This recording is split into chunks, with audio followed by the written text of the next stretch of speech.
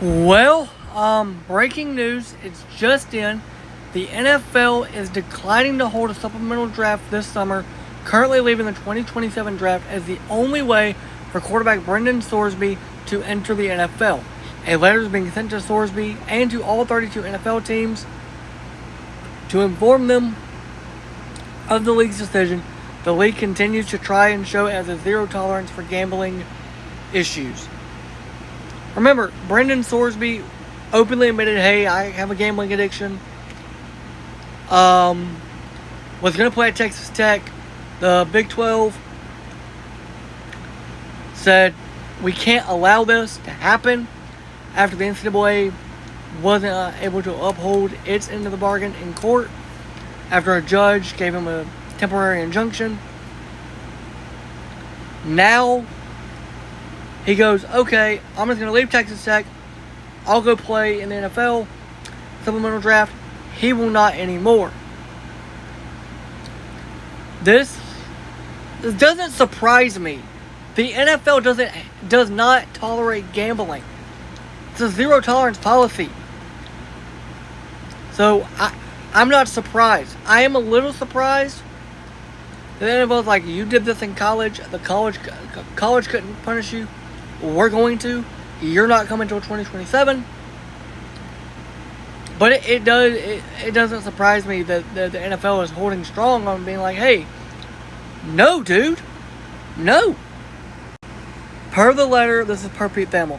Per the letter obtained by ESPN to Sorsby, which references a supplemental draft, hasn't been held in several years.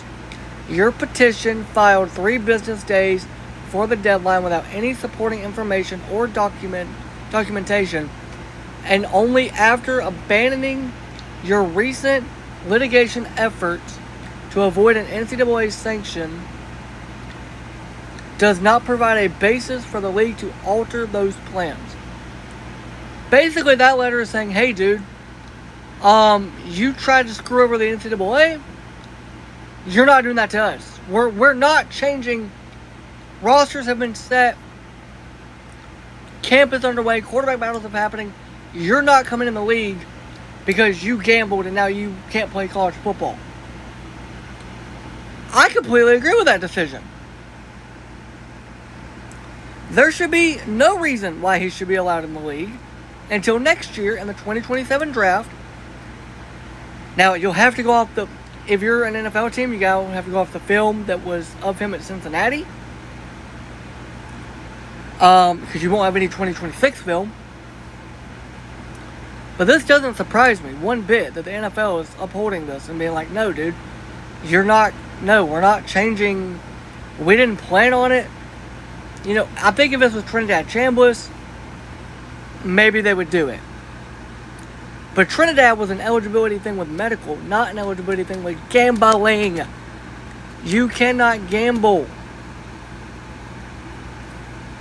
Period. Point blank period. It's over. Again, look, do I feel bad for Brandon Sorsby? Absolutely not. He knew the rules. He deliberately broke the rules and then tried to use mental health as his reason for breaking the rules. Look, I hate it for Texas Tech because they paid him $5 million to play for them this year, and he's not going to play for them. But I don't feel bad for Sorsby. I don't feel bad for his camp. The golden rule in sports, you can't gamble, and he did it anyway. What did he think was going to happen? That everybody would just forgive and forget and move forward because he's a talented quarterback? No, that's not how this works. You gambled. You pay the price. Simple as that. Actions have consequences. You made an action of placing several sports bets while playing college football. The consequence is you can't play college football anymore, and then you can't go tuck your tail and run to the NFL and hope that Roger Goodell and the NFL just welcome you in with open arms. And also, if you're an NFL team, bringing him in as a PR nightmare right now Because all the questions are going to be just every question is going to be about the gambling. And it's going to be for the coaches, it's going to be for the owners, it's going to be for the GM, it's going to be for the players. How do you trust this guy if you're a player in a locker room? You can't. If I'm watching an NFL game and I'm Brandon Sorsby's on the field, how am I supposed to trust that whatever his line is for that day, whether it's like 323, whatever, that he is going to accidentally not hit it or purpose?